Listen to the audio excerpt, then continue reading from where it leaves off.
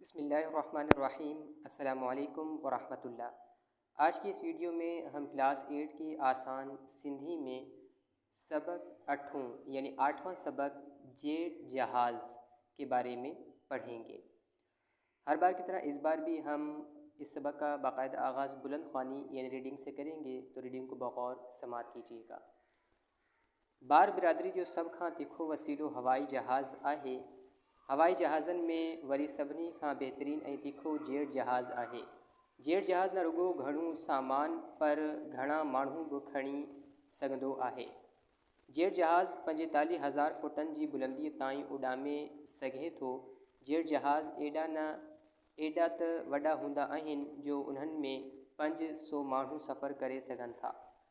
Jet जहाज़ ॿियनि जहाज़नि खां इन करे निरालो आहे जो इहो थेलण वारे अंदाज़ में हलंदो आहे। तव्हां फूकियल फूकणो त ॾिठो हूंदो। फूकियल फूकणे खे जॾहिं मुंहुं वटां ॿधी छॾिबो आहे तॾहिं हिकु हंधि पयल हूंदो आहे। फूकणे जे मुंहुं खोलण सां उन मां हवा बड़को खाई ॿाहिरि निकिरंदी आहे ऐं फूकणे खे बि हिकु हंधां ॿिए हंधि पहुचाए छॾींदी आहे। जेट जहाज़ में अहिड़ो कमु इंजणियूं कंदियूं आहिनि। जितना पढ़ा गया अब इसका उर्दू में साथ तर्जमा भी हम कर लेते हैं। बार बिरादरी जो सब खां तिखो वसीलो हवाई जहाज़ आहे। बार बिरादरी यानी वज़न उठाने का सबसे तेज़ वसीला जो है वो हवाई जहाज़ है। हवाई जहाज़नि में वरी सभिनी खां बहितरीन ऐं तिखो जेट जहाज़ आहे। यानी हवाई जहाज़ में सबसे बेहतरीन और तेज़ जो है वो जेट जहाज़ है।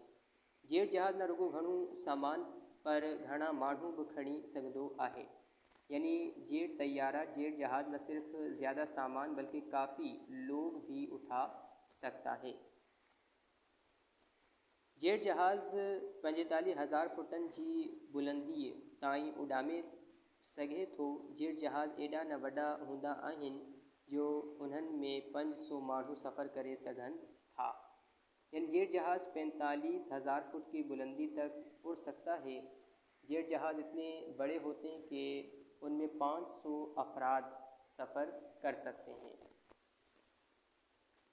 जेट जहाज़ ॿियनि जहाज़नि खां इन करे निरालो आहे जो इहो थेलण वारे अंदाज़ में हलंदो आहे। यानी जेट जहाज़ दूसरे जहाज़ों से इसलिए निराला, अनोखा, अजीब है कि ये धकेलने वाले अंदाज़ में चलता है। तव्हां फूकियल फूकणो त ॾिठो हूंदो। फूकियल फूकणे खे जॾहिं मुंहुं वटां ॿधी छॾिबो आहे तॾहिं इहो हिकु हंधि पयल हूंदो आहे। यानी आपने हवा से भरा हुआ गुब्बारा देखा होगा कि हवा से भरे हुए गुब्बारे को जब मुंह से बांध देंगे तब ये एक जगह पड़ा रहता है। फूकणे जे मुंहुं खोलण सां उन मां हवा बड़को खाई ॿाहिरि निकिरंदी आहे ऐं फूकणे खे बि हिकु हंधां ॿिए हंधि पहुचाए छॾींदी आहे। यानी गुब्बारे के मुंह को खोलने से उसमें से हवा जो है वो एकदम बाहर निकलती है और गुब्बारे को भी एक जगह से दूसरी जगह पहुंचा सकती है या पहुंचा देती है।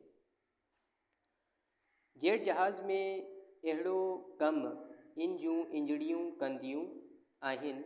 यानी जेट जहाज़ में इस तरह का काम जो है वो इसके इंजन जो है वो करते हैं।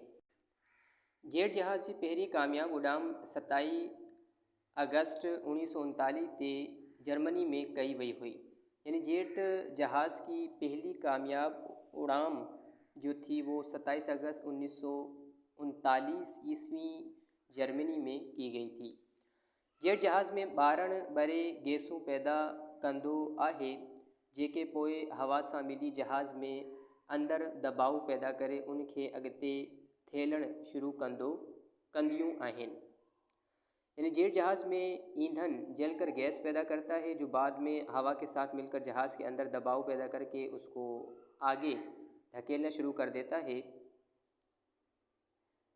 ऐं के जेट जहाज़ रुगो ॿारण ते त के वरी ॿारण ऐं हवा जी गॾियल ताक़त सां हलंदा आहिनि।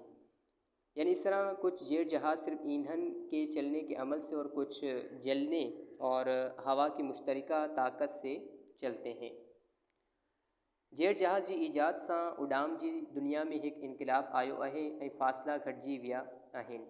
यानी जेट जहाज़ की ईजाद से उड़ान की दुनिया में एक इनकलाब जो है वो बर्पा हुआ है और फ़ासले जो हैं वो कम हो गए हैं।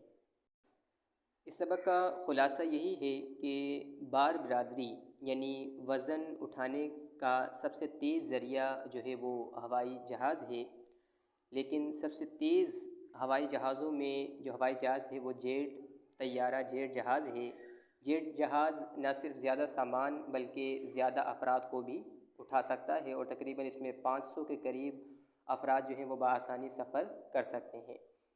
इस सबक में मज़ीद बताया गया कि जेट जहाज़ दूसरे जहाज़ों से निराला है जो कि धकेलने वाले अंदाज में चलता है। जेट जहाज़ की पहली कामयाब उड़ान जो थी वो 27 अगस्त 1939 जर्मनी में की गई थी। जेट जहाज़ की उड़ान की दुनिया में एक इनकलाब जो है वो बर्पा हुआ है और जिसकी वजह से फ़ासले जो हैं वो कम हो गए हैं। मैं उम्मीद करता हूँ कि क्लास 8 की आसान सिंधी का सबक 8वां यानी 8वां सबक जेट जहाज़ के बारे में तमाम स्टूडेंट्स को आसानी से समझ आ गया होगा। अब इंशाल्लाह आपसे नेक्स्ट वीडियो और नेक्स्ट लेक्चर में मुलाकात होगी। तब तक के लिए अस्सलाम वालेकुम व रहमतुल्लाह।